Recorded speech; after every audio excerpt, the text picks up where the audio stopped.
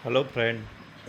Standard 10 में हम लोगों ने चैप्टर नंबर 4 आसन, जिनमें आकर्ण धनुरासन, उष्ट्रासन और लूलासन, 3 आसनों के बारे में बता दिया है।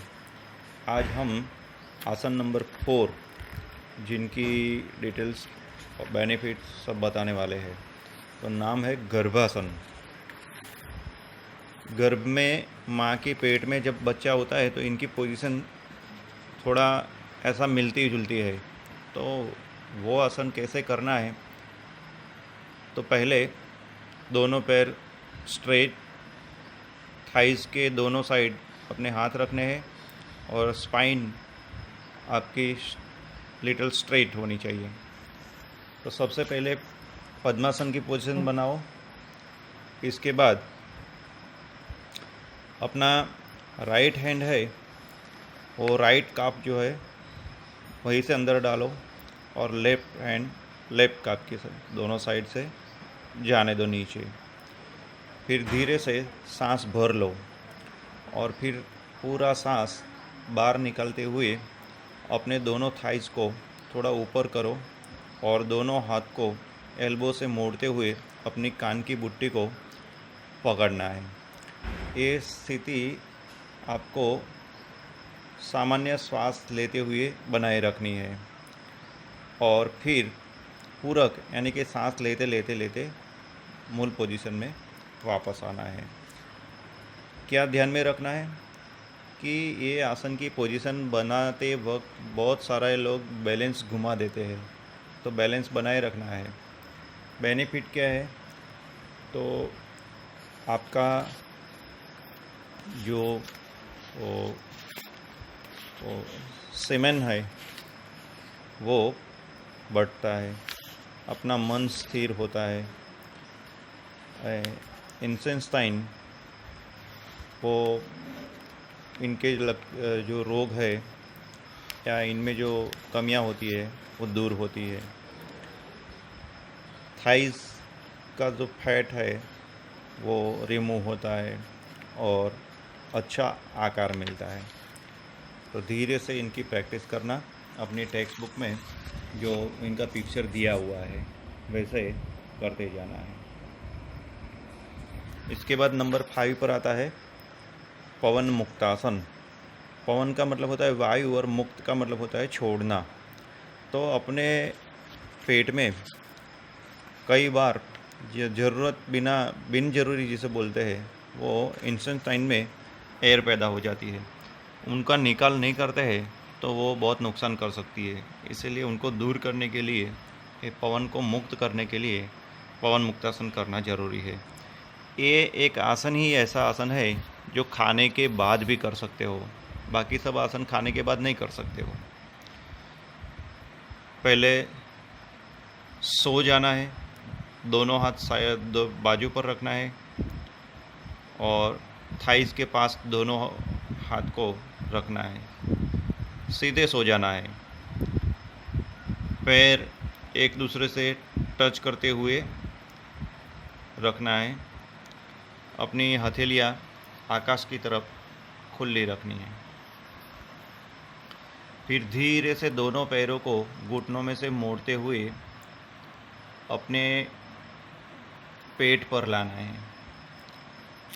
अपने सांस को अंदर से जो सांस भरे हुए है वो निकालना है, रेचक करना है और अपनी चेस्ट के पास धीरे धीरे धीरे धीरे दोनों घुटनों को मोड़ते हुए लाना है। अब अपने धड़ को और मस्तक को ऊपर उठाना है और अपनी चिन यानी कि दाढ़ी वाला जो भाग है वो नी पर टच करना है और पूरी सांस निकाल देना है। बाह्य कुंभक करना है, यानी कि सांस निकालने के बाद दूसरी सांस लेना नहीं है। अपनी एड़ी, अपने थाइस एक दूसरे से टच की हुई होनी चाहिए और पेट पर थोड़ा दबाव लाना है। दूसरी बात, इनके लिए रेचक करना बहुत ज़रूरी है। बाह्य कुंभक करते हुए यानी कि सांस छोड़ते हुए दोबारा सांस नहीं लेना है। फिर धीरे धीरे धीरे धीरे चत्ता सो जाना है, पैर सीधे कर देना है, मूल स्थिति में वापस आना है। अब आप देखते हैं कि रेचक पर बहुत ध्यान रखना है। बाह्य कुंभक करते हो तो थोड़े बनाए रखना है। हर्निया हो, साइटिका हो, कमर दर्द हो, पेट का कोई प्रॉब्लम हो तो ये आसन नहीं करना है, ये याद रखना। क्या फ़ायदा? तो जिनको कॉन्स्टिपेशन के प्रॉब्लम है, गैस्ट्रिक प्रॉब्लम है तो वो दूर होती है। जो पाचन अवयव है हमारे वो इनसे अच्छे होते हैं, कार्यक्षम बनते हैं। घुटने और घुटनी दोनों के जो पेन्स होते हैं वो रिमूव होते हैं। कमर दर्द हो, पीठ का दर्द हो तो दूर होता है, और पेट पर की चर्बी जो होती है वो दूर होती है। तो ख़ास करके हम लोगों को स्टमक पर जो फैट जमा होता है वो दूर करने के लिए ये बहुत ज़रूरी है। टेक्स्ट बुक में जो पिक्चर दिया है, बेनिफिट्स दिया है वो। अब नंबर 6, सेतुकासन। सेतु का मतलब होता है ब्रिज।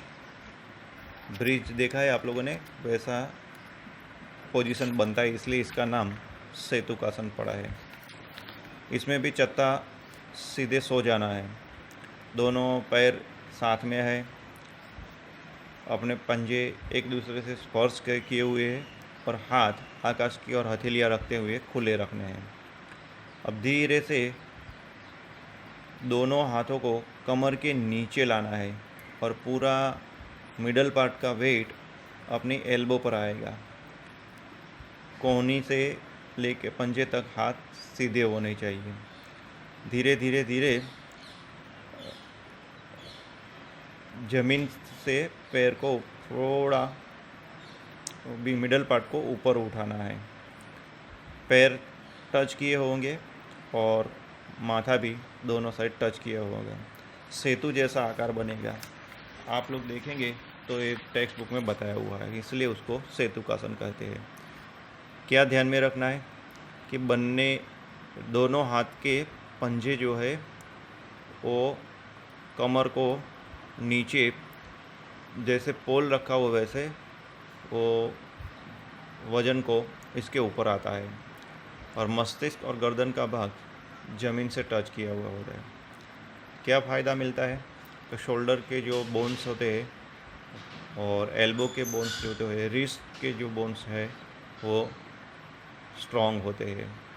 अपनी फिंगर्स, स्पाइन और कमर का जो पार्ट है, घुटनी है, वो सब को व्यायाम मिलता है। ऑस्टियोपोरोसिस के जो पेशेंट है उनके लिए ये बहुत फ़ायदा कारक है। तो आज हम लोगों ने 3 आसन सीखे हैं। आपको घर पे बैठे बैठे टेक्स्ट बुक में देखना है और प्रैक्टिस करना है। गर्भासन, पवन मुक्तासन और सेतुकासन। Thank you.